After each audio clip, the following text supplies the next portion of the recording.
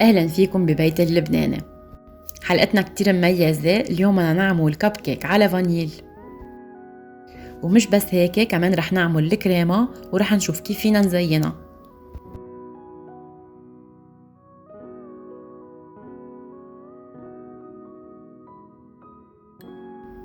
أول شي بدي بلش فيه إني حضر الزبدة، لأنه الزبدة لازم تكون بحرارة الغرفة، فأنا بشيلها قبل بنص ساعة على القليلة تتكون طرية وأقدر إني أخفقها بسهولة. أكيد فيكن تخفقوا المقادير على إيدكن، بس رح يعذبوكن كتير، فالأفضل تستعملوا الخلاط الكهربائي. فإذا بضيف 125 جرام من الزبدة و170 جرام من السكر،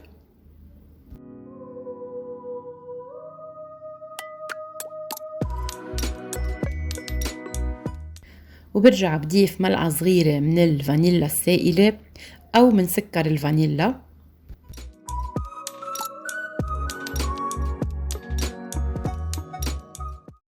وهلأ بدي اخلطهم كتير منيح لحد ما يصير القوام تبع الزبدة مثل الكريمة.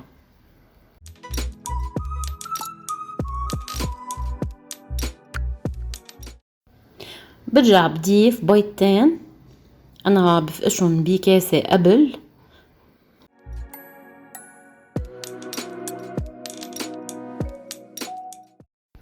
وبدي اخفقهم أكيد كتير منيح.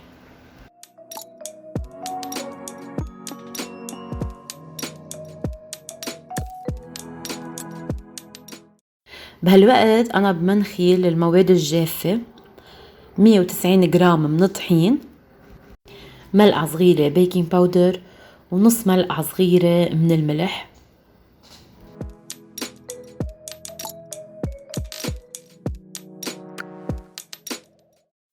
منخلهم مثل ما قلنا كتير منيح، وبضيفهم على المزيج.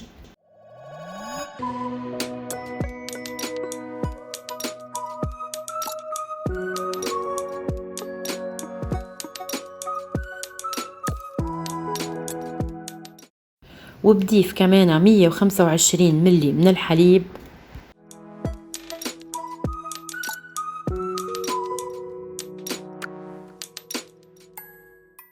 وبخفق هلأ كل المواد لحد ما يتجانسوا منيح.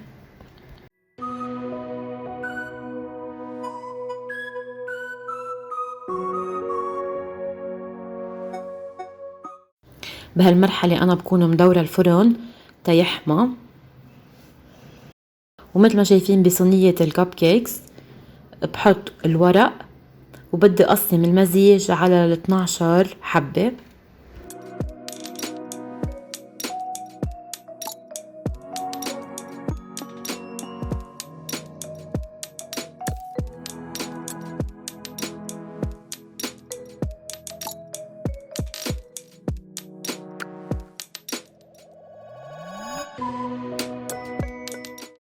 وهلأ صار وقت اني فوتهم على الفرن.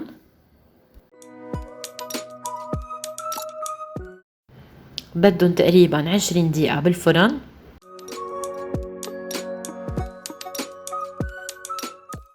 من بعد 20 دقيقة شلتهم وتركتهم تيبردوا كتير منيح قبل ما زينهم بالكريمة.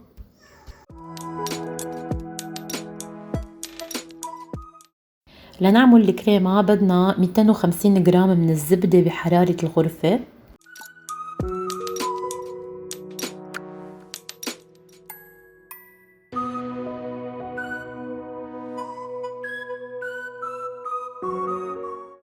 أول شي بدي بلش أعمله إني أخفق الزبدة كتير منيح.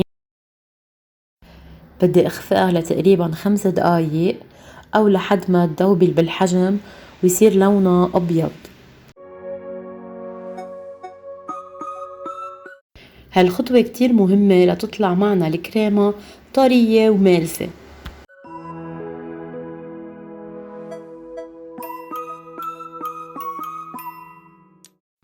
وكتير مهم انه على القليلة مرة واحدة نمسح اطراف جاط الخفق، ونقلب الكريمة من تحت من الكعب لفوق. هيك بتأكد انه الزبدة كلها عم تنخفق مزبوط.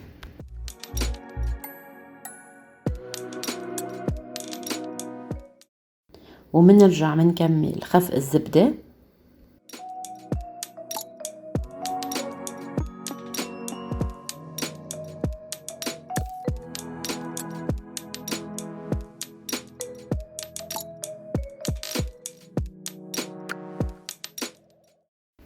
أنا هون محضرة 3 كبايات من سكر البودرة الناعمة ومنخلطها قبل بوقت. هلأ ببلش ضيف السكر البودرة على مراحل.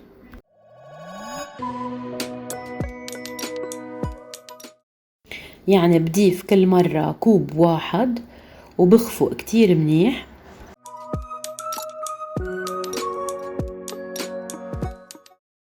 كل هالخطوات عم نعملها كرمال تطلع الكريمة ملسة وطرية بالأخير، ويكون هين علينا انه نزين الكب كيكس.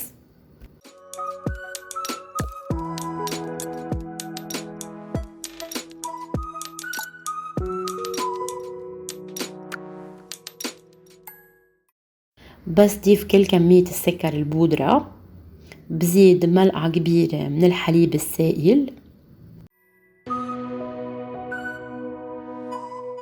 منخفقون وهيك بنكون خلصنا تحضير الكريمة.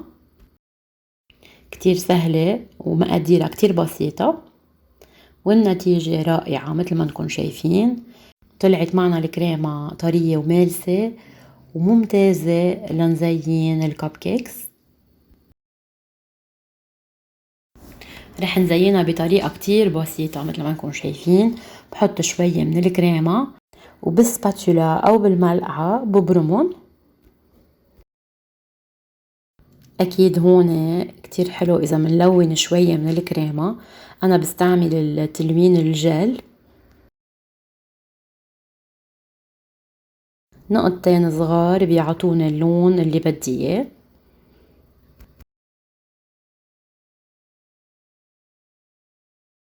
هاللونين رائعين، زهر وبنفسجي. وهلأ بدي أعمل كل كب كيك لون، ورح زينهم بنفس الطريقة اللي فرجيتكم إياها. بحط شوي من الكريمة وببرمها.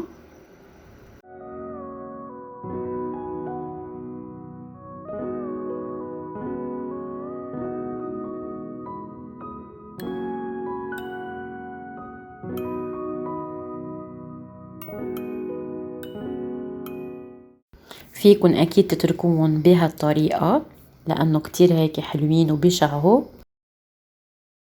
بس أنا بحب حط عليهم بعد سبرينكلز. مثل ما نكون شايفين بكاسة بحط سبرينكلز وبصير طب الكب كيك عليهم. طريقة كتير سهلة وسريعة وما بتوقعوا شي من السبرينكلز انتو عم تعملوا هالطريقة. وهيك طلعوا بالأخير كتير كتير طيبين. بنصحكم تجربوا هالوصفة. هالحلو كتير مميز وحلو يتقدم بالعزايم والحفلات. ان شاء الله تكونوا حبيتوا الفيديو لليوم. ما تنسوا تعملوا لايك وسبسكرايب، وبشوفكم بحلقة قادمة. باي باي.